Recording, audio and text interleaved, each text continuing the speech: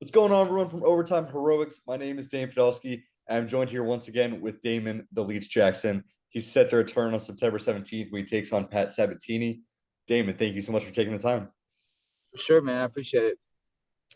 And, just first off, how's training been going? Pat Sabatini, this fight, last time you're taking on Daniel Argueta on less than a week's notice. This time, the full training camps for Pat Sabatini. How's training been going? It's going great. I like looking back on the last fight. I had a really good weight cut, but I think it was my rehydration was a little off. So, I didn't have a very good performance. My legs felt like rocks, man. They were so heavy, and I was like walking onto the cage and realized that I had to kind of change my game plan because that was not the game plan at all. And so, just having a good camp and having a good weight management this fight, I should have a great performance. I feel great though. And talk to me about that last performance because I think it wasn't your worst performance, but I think with the short notice nature, it's kind of tough to readjust. So I want to get your thoughts on that performance. Yeah, I mean, not even so much the game plan for him as the new opponent. It was just like adjusting to my body, adjusting my game plan to my body. It's something I really have never had to do because I've always had pretty good cuts, and it's only happened to me one other time where my legs kind of gave out like that. So, adjusting to that was huge, but mentally I was okay with fighting someone new because it's not new to me. I've done that before. We're a week of or 2 weeks out where I've gotten a new opponent, so it's not a big deal to me. It was really just adjusting to the way my body felt, and I didn't know why it was like that. I didn't know what happened. How much of a difference does it make in preparation, knowing that you're going to be fighting Pat Sabatini and knock on wood, the fight stays Yeah, intact, doesn't pull out? yeah. Or No, I mean it's always good when you get a game plan together with your coaches and you kind of like you discuss like what you need to really work on and what you need to look out for, and then you get to go into the fight and you get to perform against what you've been training for the whole camp, which is why a big reason why I find it super annoying that when people pull out, man. I just like it's so frustrating because you do all this prep work mentally and physically for that person, and then they change it up, and then you got to find it. You got to find different ways to win the fight. But for the most part, like I have the pretty similar style every fight. I'm going to be going forward. I'm looking for the fight to go to the ground. And with him being such a good wrestler, I think that in jiu-jitsu, I think that I will have no problem getting the fight to the ground. So I'd say before the first round's over, one of us is going to be on the ground. and so you talk about Pat Sabatini. He's obviously a standout wrestler. Is your Does that change your game plan? Like, are you trying to keep the fight standing? Do you feel like you have a striking advantage, or are you not intimidated and you're going to go and wrestle him? I'm not intimidated by anybody grappling. It's no secret. Like I go out there every fight and I look for takedowns. That's like it's more satisfying to me to get a takedown against someone, control them, and then submit them than it is for me to get like knockouts. So like I would never be that fighter that goes up there, slugging it out, just looking for a finish on the feet every not every fight. If it comes up, I'm gonna take it. But I love putting someone on the ground and then passing their guard or like posturing up in their guard and then passing, getting that submission and finishing the fight that way, as opposed to like taking a chance of getting hit and hurt and all that. Taking damage. Like I'm not a big. I don't want to take a lot of damage. I got four daughters, so I got to be thinking about the life past fighting. So Have you gone to watch a lot of his game film? say it again. Have you gone to watch a lot of Sabatini's film?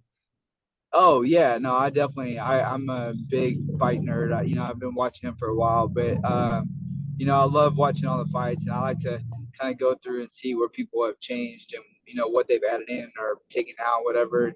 He's been a pretty solid fighter for a while now, so I think that I have a pretty good idea of what he's going to be coming out there with, and he's a solid fighter, man. He's got solid ground game, and he's also got solid wrestling defense and offense. So it's not going to be easy getting the fights at the ground, but I've had a great camp, great coaches around me, so I'm like I'm ready to roll.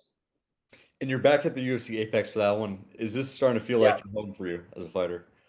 No, it has been. Yeah, last few fights that I've got to do my weight cut there, it's been like so nice. Like you go there and everything's just so clean. It's so like you don't have to worry about some idiot like talking to you about MMA for an hour because like normally I go cut weight at like a 24-hour fitness or I go somewhere that has like a good sauna or whatever.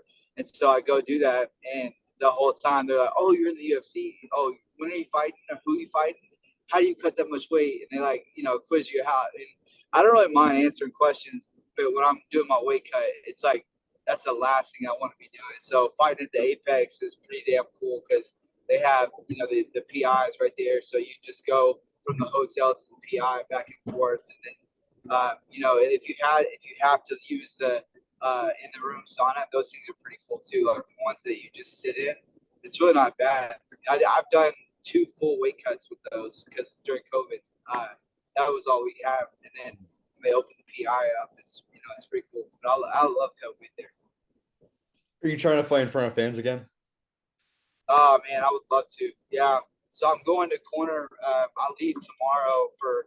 I'm corner Macy Chiasan, and she's fighting on 279, the Diaz card, and I'm going out there to corner her. And I was at Fernie's fight and Macy's fight last time.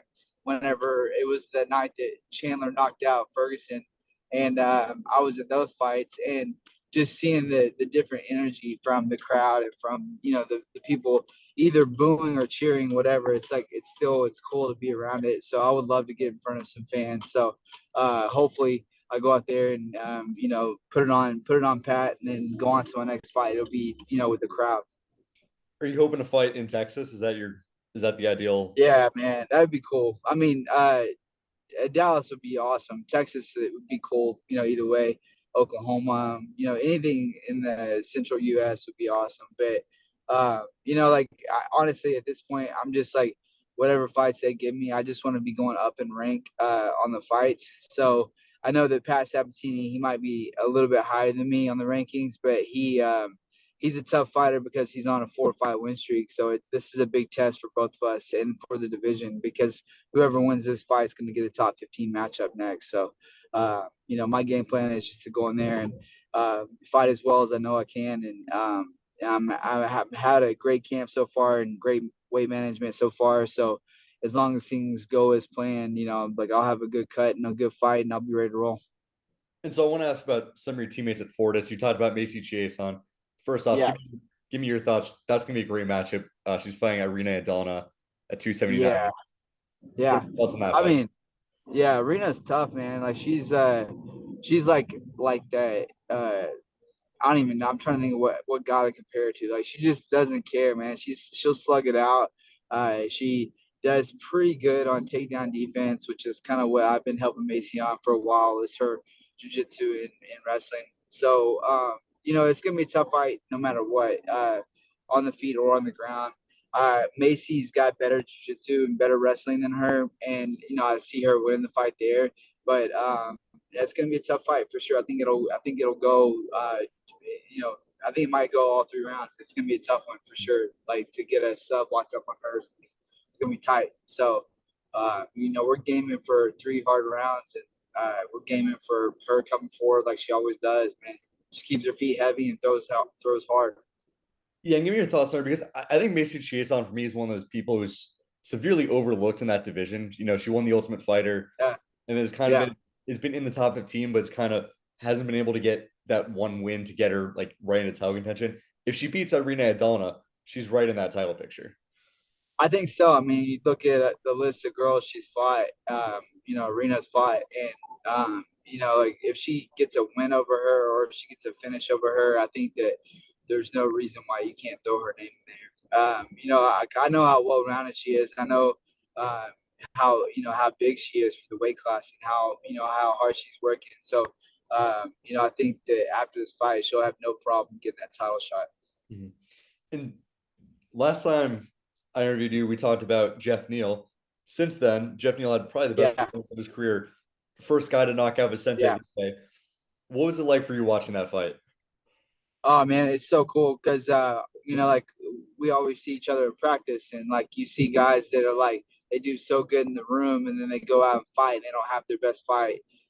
So it was like to see everything kind of click for him and to see him in that moment, just kind of live it up. It was just perfect, awesome performance.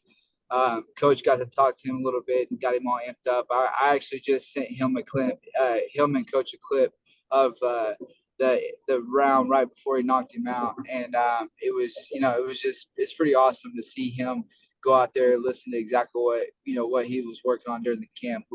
Coming from Coach, in that moment it was like perfect timing, and he went out there and smoked him. Man, it was that was an awesome performance. And then we had like Ryan Spann a few weeks before that, and he freaking looked awesome. And we had Sam, she looks freaking awesome. And then now you got Macy coming up, and then I'm coming up, and Fernie's coming up. So, and we got guys like back to back for a few weeks now. We had a couple weeks off, and now we're back on schedule. We're hitting them hard again, and everybody's showing up, man. It's the hard work's paying off for sure. You mentioned that the next guy I was going to ask about is Ryan Spann because he has probably the biggest fight of his career coming up against Yeah, Dominick Reyes. Give me your thoughts on yeah. that. I mean, Dominic Reyes, you can say, or he either he had a razor hair decision against John Jones, or he beat John Jones. I kind of feel like he won that fight, and I was actually down there when that fight happened, and it was a scrap, man. And you're talking about the best, probably the best mixed martial artist ever to do it, and he had that close fight with him. And I know he's lost a few fights since then, but he's a tough dude. So Ryan goes out there and gets a finish on him, or looks great. Even if he doesn't get the finish, just looks good. Like he's right there in the mix. So it's we got big things coming for Fortis for sure. And back to you. So if you beat Sabatini, I don't think it gets you in the top 15, but certainly should set you up for a top 15 opponent next. Yeah, Is that yeah, is that sort of your goal by the end of the year, or I guess next yeah. when Forrest get into that No, top 15? I would love to go out there and have a good performance here, and then start asking for a fight in December, like maybe November, like as soon as I can get back in there, and put a statement on that top 15, and I just I think that it's so frustrating the way that people like the way that they treat the top 15. It's like once someone gets that number next to their name, it's like they sit on the shelf for months. And like I don't know if it's the like fighters just not wanting to pick and choose fights, or if it's like the UFC wants to slow them down to see what they want to do with them or what. But like I don't like what happens whenever you see these guys in the top 15 just sitting on the shelf for like maybe one or two fights a year, which is crazy to me. Like I would like to bust out four or five, and I couldn't imagine getting in the top 15 and then not being able to fight because no one will fight you. So for me, it's this is a big test because he's on a 4-fight win streak and I'm on 3-fight win streak. But this is definitely a test to get in that top 15 and to say that I belong there for sure. Among that top 15, are there any names specifically that you might want to call out? No, not so much because it's honestly, it's like you never know injuries, you never know like people that are already picked for fights, they already got matched up. So I don't really have a grudge with anyone in my weight class, which is I don't really have that with anyone, but it's like if I were to pick and choose anyone, it would just be like someone that I know is going to step up, and I know that there's a handful of guys that will always fight, but they're not in the top 15. So that's the thing. It's like the guys that I know will fight nonstop and that I know will fight short notice or anything like that, they're not in the top 15. So, I'm gonna ask for top 15 fight, but if they don't give me one, like, and they want to give me someone else at the end of the year, like, I'm game for whatever. If it's like a fan fight or if it's like a bigger name that is not doing so well now, like, I just don't care. I just want to stay active. I would throw a name for you. I think Alex Caceres. He's 15th in the featherweight Yeah, division. there you go. Yeah, no, That's that all was time. definitely that was a couple of times his names got brought up, and every single time I've said yes, and they've kind of just like passed it on, and then we went on to another matchup. So I know he's down to fight too. I mean, he was on like a 4 or 5 or 5 or 6 fight win streak for a while, and then he lost he lost someone, I forget, not that long ago. But he's a tough dude. He's been around forever, and would love to fight him too for sure. Yeah, Caceres is a guy. He's come off lost to Sadiq Yusuf, but top That's what it is. top Sadiq, yeah. 15 and always down to fight. I think that would be a great matchup. And I'm gonna let you go, but I think my final question: Pat Sabatini takes on Damon Jackson on September 17th. Damon, give me your official prediction. I take the fight to the ground. I get that sub that no one sees coming, and I have a 10 times better performance than my last fight. So just play on that. You heard it here first. Damon, thank you so much for taking the time. Guys, Damon Jackson returns to the octagon on September 17th when he takes on Pat Sabatini. Damon, thank you so much for taking the time. For sure, man. Thank you.